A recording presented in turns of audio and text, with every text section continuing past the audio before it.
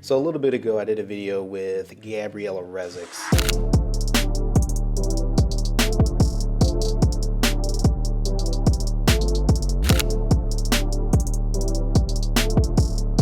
We did a Levitation photo shoot. I kind of kept people in suspense because I haven't edited all those photos, and I actually haven't created the tutorial video that I was supposed to in order to show everybody how I actually edit those Levitation photos so that you can do it yourself. So I figured better late than never. So all of Gabriella's friends who have been patiently and anxiously awaiting, my bad, I'm sorry. So let's get into it.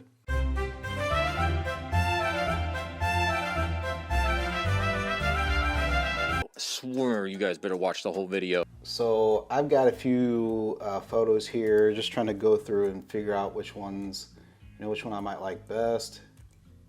I think I'm gonna go ahead and go with this one.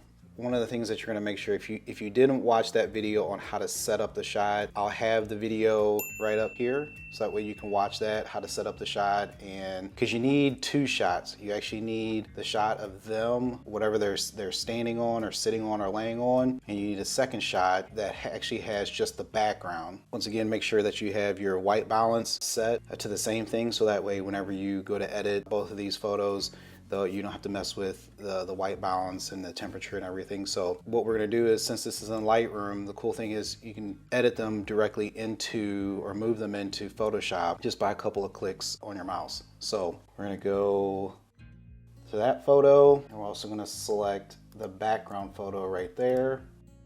Right mouse click it, edit in Adobe Photoshop.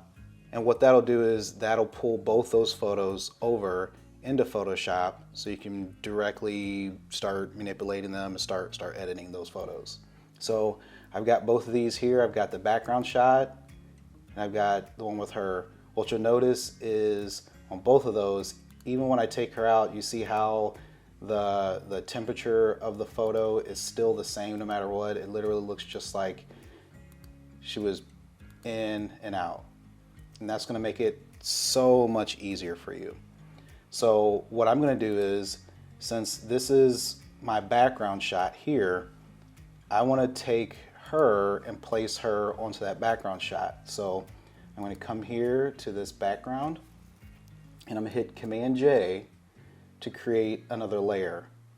And so you're gonna grab that layer and just pull it onto that background shot and release it. And now you've got that shot over. And go ahead and grab it and adjust it to where it's centered on with the other one. So we got it centered there. We need to make sure that it's centered on the sides as well.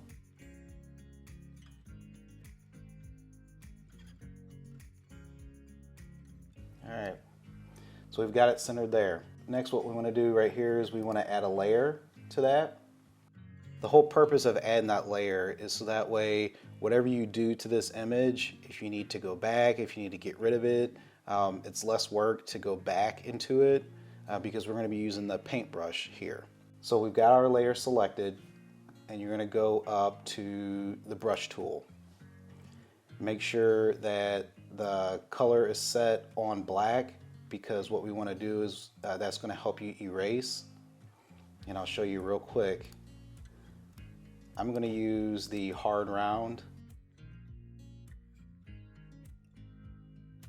And so you'll see that as you start to paint over that, it erases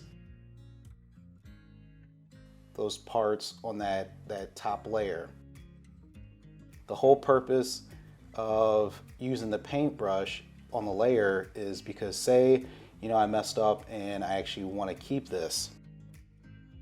We'll go in here, and what you can do is you can swap it back to white and paint, and it actually adds it back. That's why it's important to have that mask layer there, so that way you can remove and put back without having to redo your steps. And so what we're going to do is we're going to start getting rid of this stool here.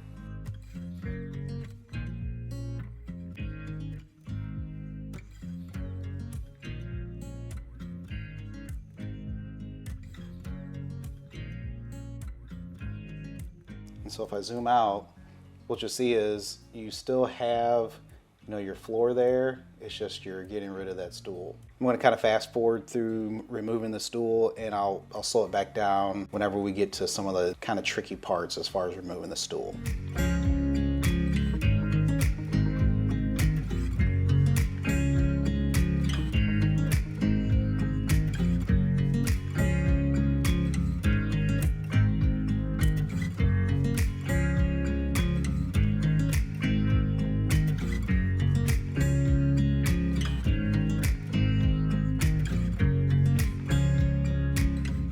All right, so we just removed the stool from the image, and as you can see, you know, it's gone, but we've got a few things left over to take care of, especially if we want it to look really natural, as if she actually has a shadow underneath her. You can remove the stool, you can remove the shadows and just have her floating, but I want it to look more realistic to actually have that shadow underneath. So I'm going to show you how I actually add that shadow back in.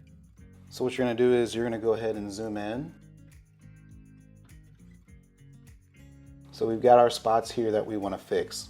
So I'm going to take both these, the background and this layer mask, and we're going to combine them. So you're going to right mouse click it and click merge layers.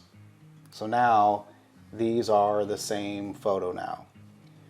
And with the spot healing brush tool, you can either click it or hit J.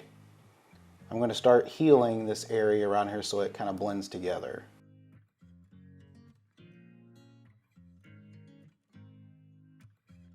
And as long as you go slow and take your time, it'll kind of blend everything for you.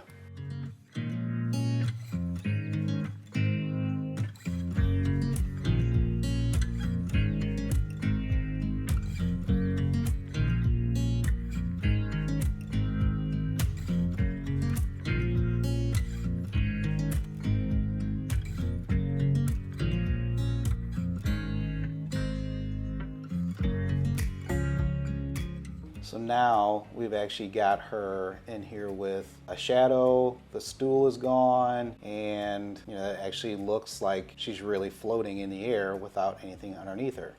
So it's up to you on what you do inside of Photoshop. I know a lot of people do their color grading and tweaking some of their more fine-tuned edits inside Photoshop.